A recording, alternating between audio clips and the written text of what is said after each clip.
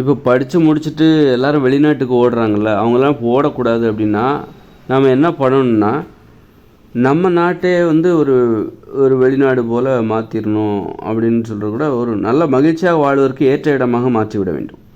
வெளிநாட்டுக்கு ஏன் போகிறாங்க, அங்கே போனால் மகிழ்ச்சியாக இருக்கலாம், இந்த நாட்டில் இருக்கிறத விட அந்த நாட்டுக்கு போனால் மகிழ்ச்சியாக இருக்கலாம் அப்படின்னு நினச்சி அவங்க அங்கே போகிறாங்க. அப்போ அவங்கள போக விடாமல் இருக்கணும்னா இங்கே என்ன பண்ணணும் தெரியுமா? நீங்கள் உங்கள் ஒரு தெரு இருக்குதுன்னா அந்த தெருவில் விளையாட்டு மைதானங்கள் இருக்கணும், அப்புறம் வந்து பூங்காக்கள் இருக்கணும், கலை கூடங்கள் இருக்கணும், நீச்சல் குளம் இருக்கணும்.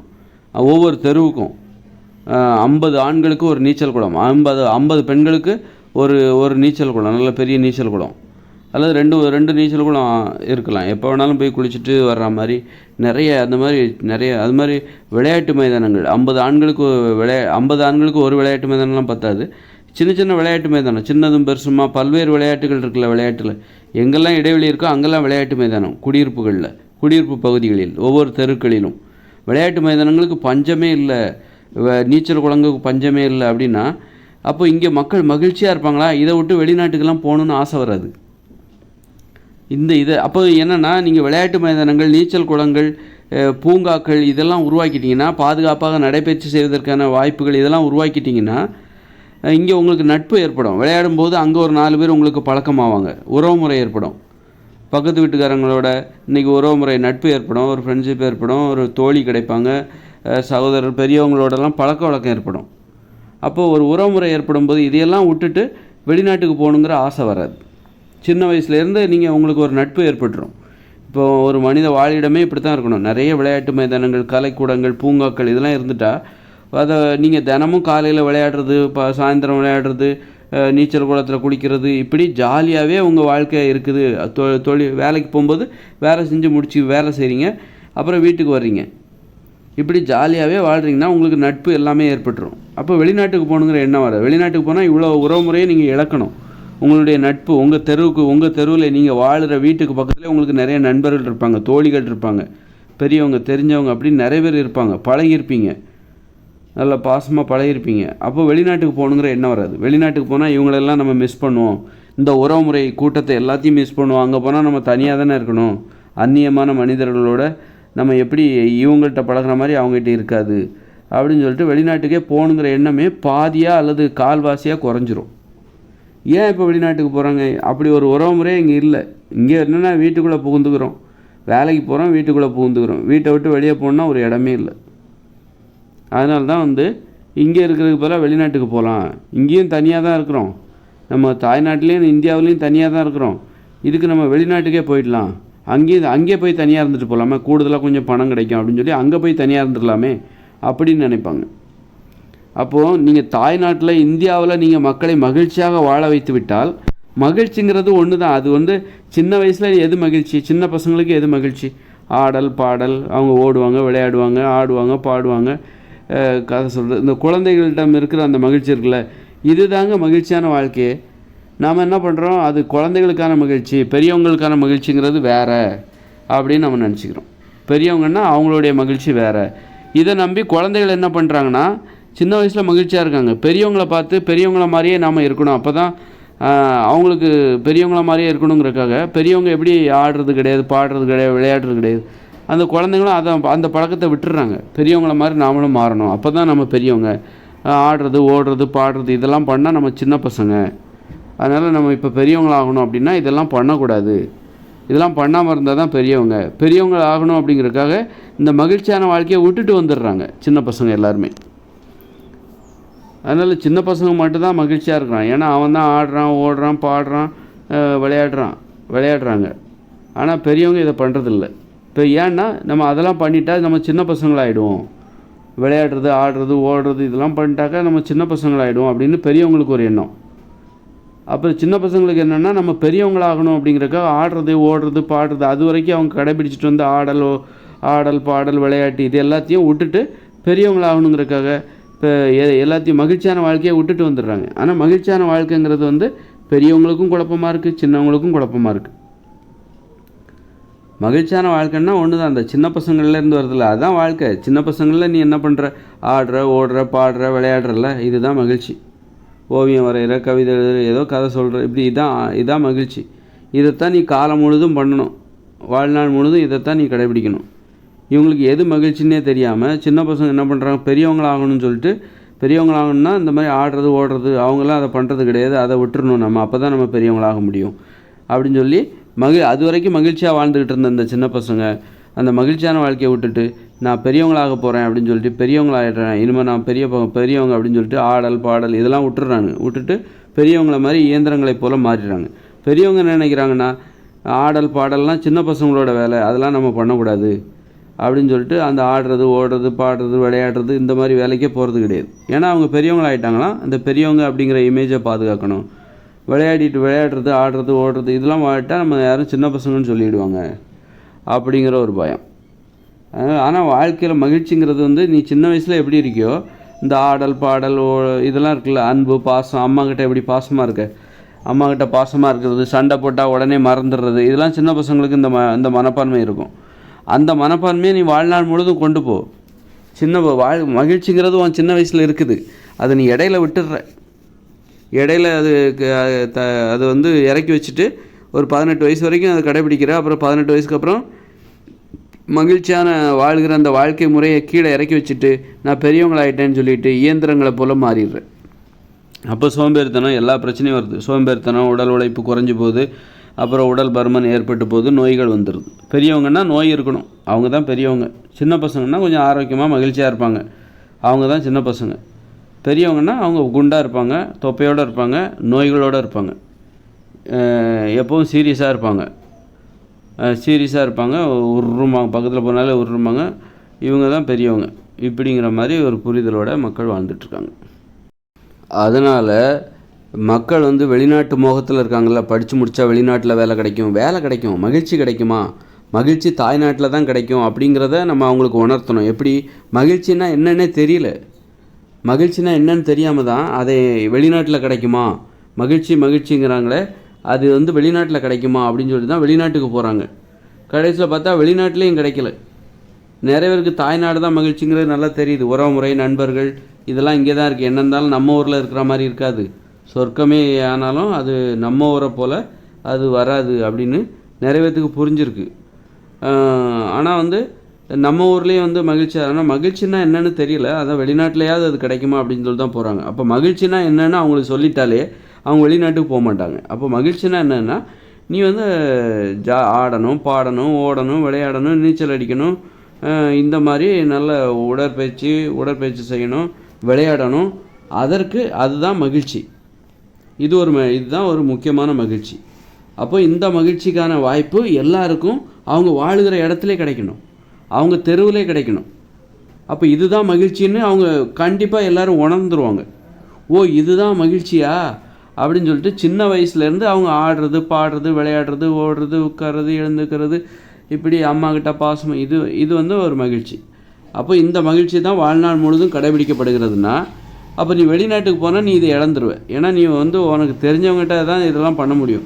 ரொம்ப உணர்வுபூர்வமாக உனக்கு யாருக்கிட்ட ஒரு எல்லாத்தையும் இது மாதிரி வெளிநாட்டுக்காரங்கிட்ட போனால் அவங்கெல்லாம் அந்நியர்கள், அவங்களுக்கு நாம் அந்நியர்கள், அவங்க நம்மளை மாதிரி நம்மக்கிட்ட வந்து நெருங்கி பழக மாட்டாங்க. அப்போ அந்த மகிழ்ச்சி நமக்கு கிடைக்காது.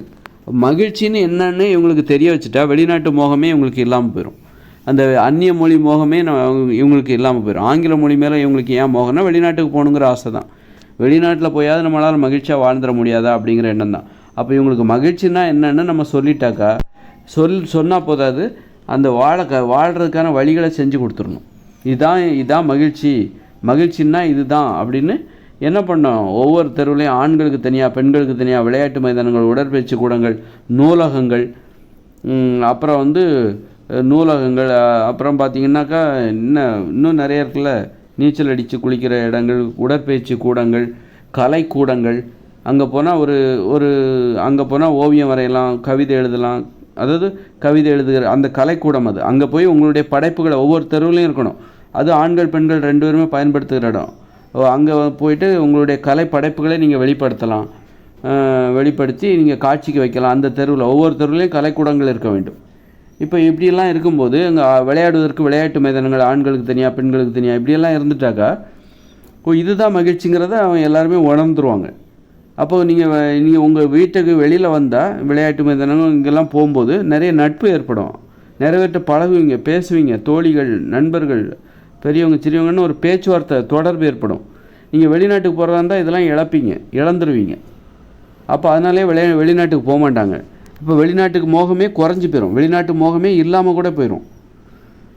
வெளிநாட்டில் போய் இதை விட ஜாலியாக நம்ம வெளிநாட்டில் இருக்க முடியாது. நம்ம இங்கேயே ரொம்ப ஜாலியாக இருக்கோம். இங்கே தான் நமக்கு பிடிச்சவங்க, நமக்கு அண்ணன், தம்பி, அக்கா, பக்கத்து வீட்டுக்காரங்க, உறவுமுறை நம்முடைய நிறத்திலே இருப்பாங்க. வெளிநாட்டுக்கு போனால் அவங்களாம் அந்நியர்கள், அவங்க முகம் வேறையாக இருக்கும், அவங்க மொழி வேறையாக இருக்கும், அவங்களுடைய உணர்வுகள் வேறையாக இருக்கும், அவங்களுடைய நிறமும் வேறையாக இருக்கும், அவங்க பழக்க வழக்கம் வேறையாக இருக்கும். அவங்களோடலாம் போய் நம்மளால் சகஜமாக பழக முடியாது. அதனால் அவங்க உணவு முறை வேறையாக இருக்கும். அதனால் வெளிநாட்டுக்கு போனால் அது துன்பம், மகிழ்ச்சியாக வாழ முடியாது. நம்ம ஊர்லேயே இருந்தால் தான் அது மகிழ்ச்சி அப்படின்னு சொல்லிட்டு வெளிநாட்டு மோகமே அவங்களுக்கு இருக்காது. அப்போ வெளிநாட்டு மோகம் இல்லாத போது நாம் எதுக்கு அந்நிய மொழியை கற்றுக்கணும், ஆங்கில மொழியை கற்றுக்கணும்? அந்த அந்நிய மொழியான ஆங்கில மொழி மேலே ஒரு வெறுப்பே ஏற்படும். தேவையில்லாமல் நம்ம எதுக்கு, நம்ம கண்டிப்பாக நான்லாம் சான்ஸே கிடையாது.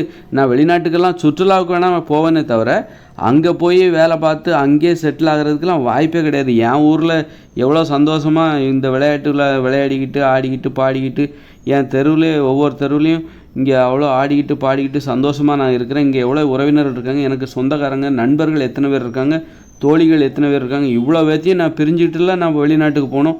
அதோட தற்கொலை பண்ணிக்கிறது மேலானது. இவ்வளோ சந்தோஷத்தையும் இழந்துக்கிட்டு நான் எதுக்கு வெளிநாட்டுக்கு போகணும் அப்படின்னு நினைப்பாங்க.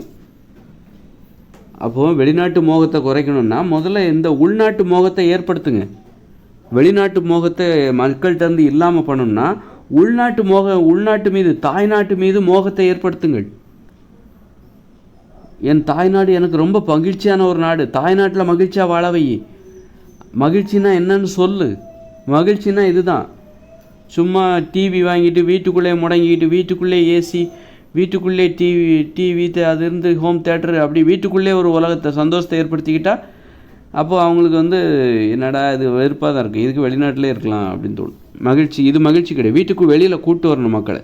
அப்போ மகிழ்ச்சியான வாழ்க்கைன்னா என்னன்னு நான் சொல்லிட்டேன். இது உலகம் முழுக்க ஒன்று தான். மகிழ்ச்சியான வாழ்க்கைங்கிறது இப்போ நான் சொன்னேன்ல, விளையாட்டு, ஆடல், பாடல், ஒவ்வொரு தெருவுலையும் அதற்கான வாய்ப்பு பக்கத்திலே இருக்கணும்.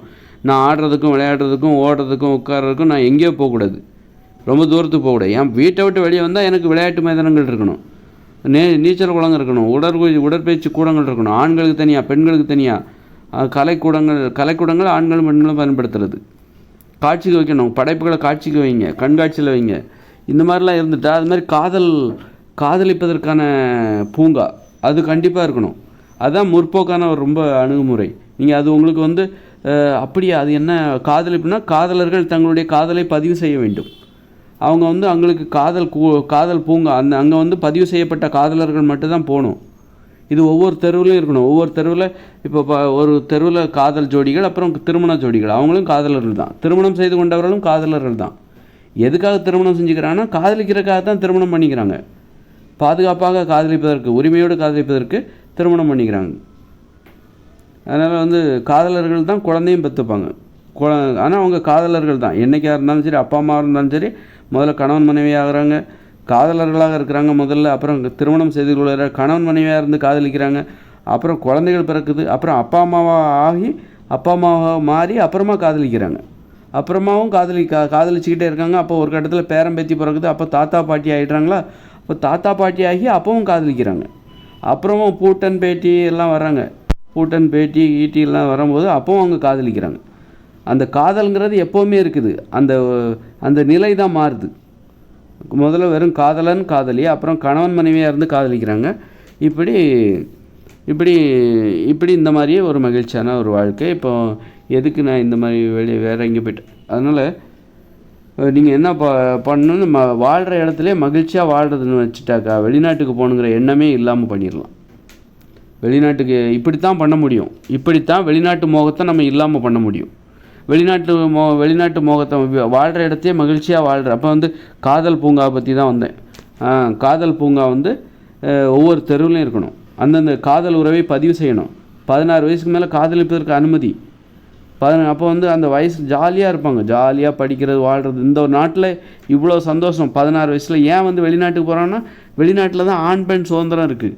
யாரும் எங்கே அடிமைத்தனம் இருக்கோ அந்த நாட்டுக்கு போகணுன்னு ஆசைப்பட மாட்டாங்க. யாரும் பாகிஸ்தானுக்கு போகணுன்னு ஆசைப்பட மாட்டாங்க. யாரும் ஆப்கானிஸ்தானில் போய் நான் செட்டில் ஆக போகிறேன்னு சொல்ல மாட்டாங்க. ஏன் அமெரிக்காவுக்கு போகணுங்கிறாங்க, ஏன் வந்து இங்கிலாந்துக்கு போகணும், ஏன் வந்து ஃப்ரான்ஸுக்கு போகணுங்கிறாங்கன்னா, அங்கே ஆண் பெண் சுதந்திரம் இருக்குது. எங்கே சுதந்திரம் இருக்கோ அங்கே தான் மகிழ்ச்சி இருக்கும், அங்கே தான் அமைதி இருக்கும், அங்கே தான் அழகு இருக்கும், அங்கே தான் நல்ல பண்பு இருக்கும். அதனால தான் வந்து எங்கே ஆண் பெண் சுதந்திரம் இருக்கோ அங்கே நோக்கி போகிறாங்க. யாரும் ஆப்கானிஸ்தானுக்கு போகிறேன் அப்படின்னு யாரும் சொல்ல மாட்டாங்க. ஏன்னா அங்கே வந்து போனால் அங்கெல்லாம் வாழவே முடியாது, அங்கே இன்னும் பயங்கர கொடூரமாக இருக்கும் அப்படிங்கிறது அவங்களுக்கு தெரியும். அங்கெல்லாம் சுதந்திரமே கிடையாது, ஆண் பெண் உறவுக்கு அங்கே சுதந்திரமே கிடையாது. யாரும் வந்து ஒரு வேறு எங்கே போகிறான், ஈராக்குக்கு போகணுன்னு சொல்ல மாட்டாங்க, ஈராக்கு போகணுன்னு சொல்லுவோம். அதுமாதிரி ஆப்பிரிக்காவுக்கு போகணுன்னு சொல்ல மாட்டாங்க, ஆப்பிரிக்காவில் போய் செட்டில் ஆக போகிறேன்னுலாம் சொல்ல மாட்டாங்க. பெரும்பாலும் ஆசைப்படுறது எங்கன்னா இங்கே அமெரிக்கா, இங்கிலாந்து, ஃப்ரான்ஸு, எங்கே வந்து மக்கள் சுதந்திரமாக இருக்காங்களோ அங்கே போயிடணும், எங்கே மக்கள் அங்கெல்லாம் மகிழ்ச்சியாக இருக்காங்க அப்படின்னு நினைக்கிறாங்க. அதனால தான் அங்கே போகிறாங்க.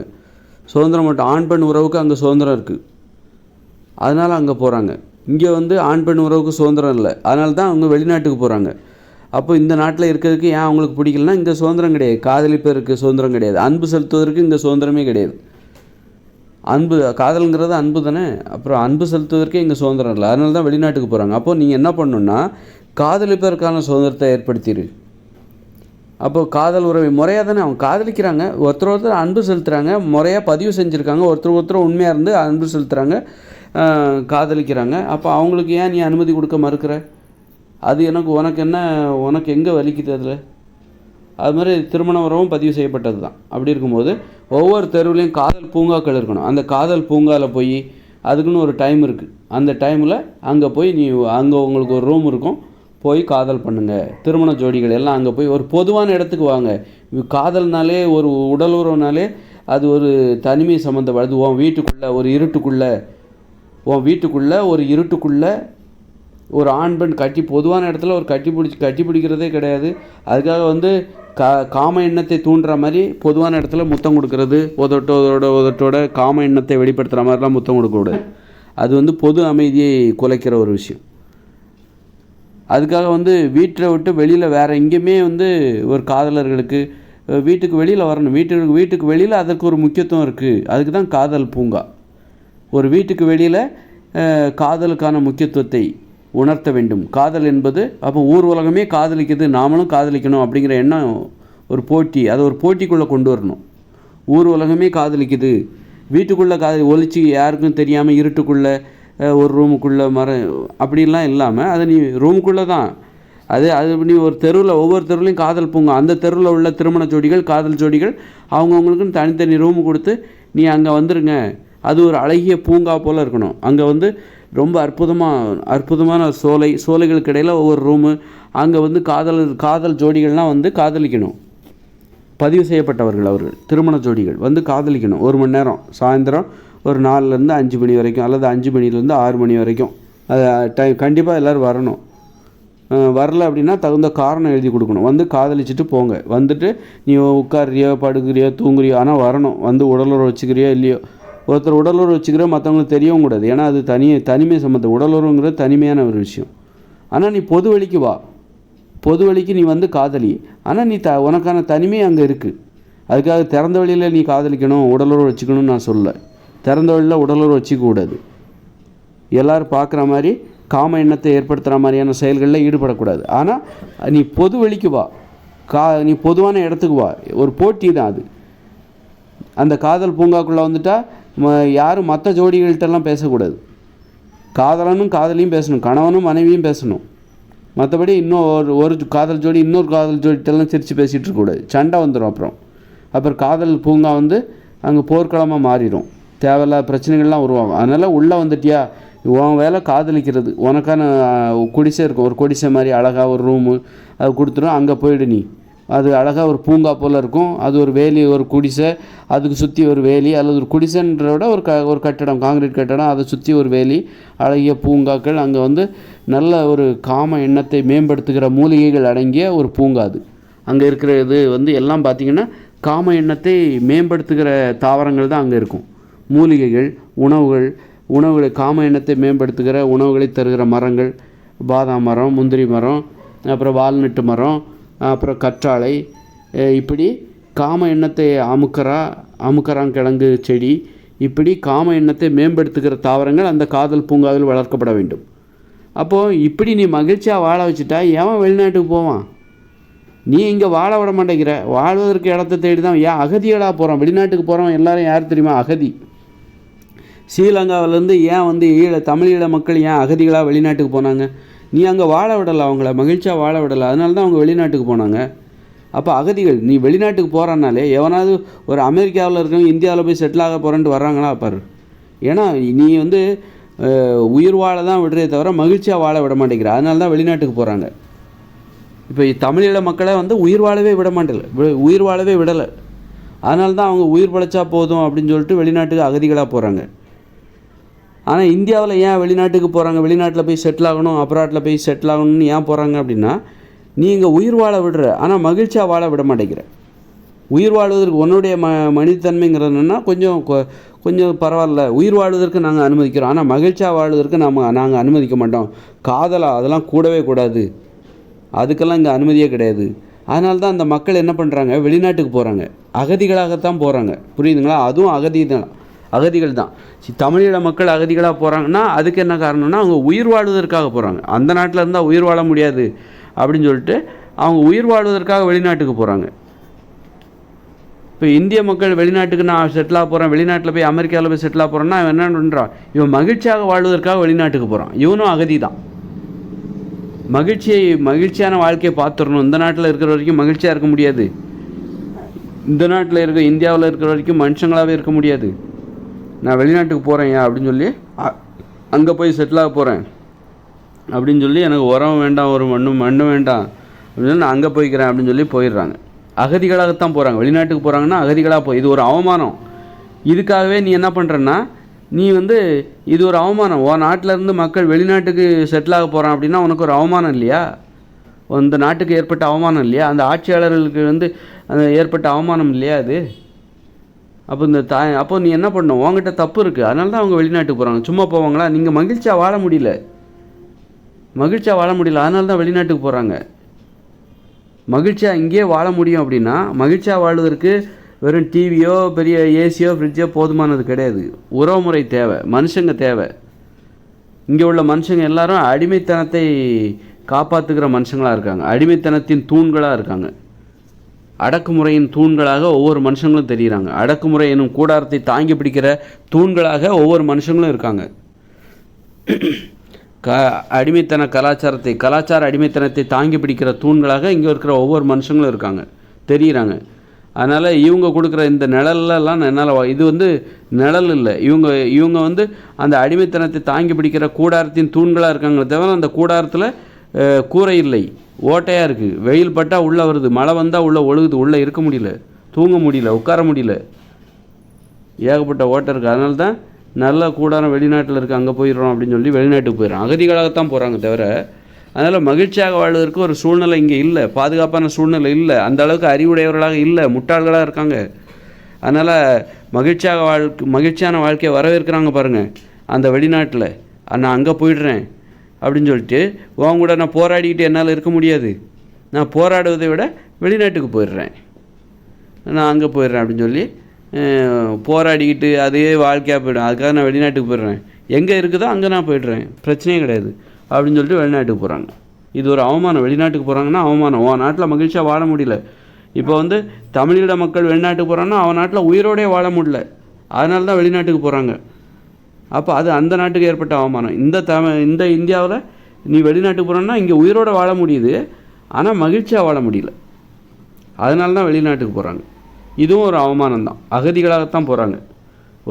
வெளிநாட்டுக்கு போயிடணும், தப்பிச்சிடணும், இங்கெல்லாம் இருந்தால் வேலைக்கே ஆகுது அப்படின்னு சொல்லிட்டு அங்கே உள்ள மனுஷங்களும் நல்லாவும் இருப்பாங்க, மகிழ்ச்சியாக வாழ்வதற்கு வரவேற்கிற ஒரு மனுஷங்களும் வெளிநாட்டில் இருக்காங்க அப்படின்னு சொல்லி வெளிநாட்டுக்கு போயிட்டா, அமெரிக்கா அங்கெல்லாம் போயிட்டாக்க நம்ம மகிழ்ச்சியாக வாழலாம், அங்கே உள்ள மனுஷங்களும் மகிழ்ச்சியான வாழ்க்கையை வரவேற்பாங்க அப்படின்னு சொல்லிட்டு அப்படி போயிடுறாங்க. அதனால் மக்கள் வெளிநாட்டுக்கு போகக்கூடாது அப்படின்னா இந்த நாட்டிலே இருக்க வைக்கணும். படித்தவங்க எல்லாத்தையும் இந்த நாட்டிலே இந்தியாவிலே இருக்க வச்சாதான் இந்திய நாடு முன்னேறும். படித்தவங்கெல்லாம் வெளிநாட்டுக்கு போயிட்டால் இந்த நாடு எப்படி முன்னேறும்? படித்தவர்களை ஏற்றுமதி செய்கிற ஒரு நாடாக இந்தியா இருக்குது. படித்தவர்களை ஏற்றுமதி செய்கிற நாடு, நல்ல திறமையானவர்களை ஏற்றுமதி செய்கிற நாடு. அடிமைகளாக அடிமைத்தனம். இதான் அடிமைத்தனம், நவீன அடிமைத்தனம். அப்போது வந்து படித்தவர்களை ஏற்றுமதி செய்கிற நாடுகள் வேலையை தான் இந்தியா பார்த்துட்ருக்கு. அப்போ படித்தவர்கள்லாம் வெளிநாட்டுக்கு போய்ட்டால் இந்தியா எப்படி முன்னேறும்? படித்தவங்களாம் இந்த நாட்டிலே இருந்தாங்கன்னா அப்போ தான் இந்திய நாடு முன்னேறும். படித்தவர்களுடைய திறமை, உழைப்பு எல்லாம் இந்த நாட்டுக்கு கிடைக்கும், இந்த நாடு முன்னேறும். அப்போ இந்த நாட்டிலே இருக்கணும்னா நீ என்ன பண்ணணும்? உன் கடமையை நீ செய்யணும்ல. அவங்க மேலே தப்பு சொல்லக்கூடாது. ஏன் போகிறாங்க? இந்த நாட்டில் சுதந்திரமாக இருக்க முடியாது, இந்த நாட்டில் மகிழ்ச்சியாக இல்லை, இந்த நாட்டில் ஆண் பெண் சுதந்திரம் கிடையாது, இந்த நாட்டில் மனிதத்தன்மை இல்லை, மூட நம்பிக்கைகள் ஏராளமாக இருக்குது, இங்கே நம்மளால் வாழ முடியாது, அதுக்கு அங்கே நம்ம போராடிக்கிட்டும் இருக்க முடியாது, இங்கே ஒரு மாற்றத்தெல்லாம் நம்மளால் ஏற்படுத்தவும் முடியாது, அதுக்காக நம்மளால் மாற்றத்தையும் ஏற்படுத்த முடியாது. அதுக்காக எங்கே வந்து நல்ல தகுதியான மனுஷங்க இருக்காங்களோ, தகுதியான சூழல் எங்கே நிலவுகிறதோ, மகிழ்ச்சியாக வாழ்வதற்கும் ஆண் பெண் சுதந்திரம் எங்கெல்லாம் இருக்கோ அங்கே போய்ட்டுறாங்க.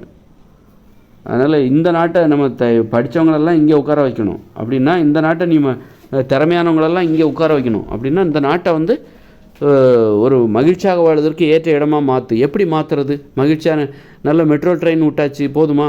இதெல்லாம் வந்து மெட்ரோ ட்ரெயின் விடுறதுனால இவங்க மகிழ்ச்சியாக வாழ்கிறாங்க அப்படிங்கிறதெல்லாம் அர்த்தம் கிடையாது. மெட்ரோ ட்ரெயின் விடுறது, ஏரோப்ளேன் விடுறது, இதெல்லாம் வந்து மகிழ்ச்சியாக வாழ்வதற்கு உதவி செய்யணும்னு அப்படி கிடையாது.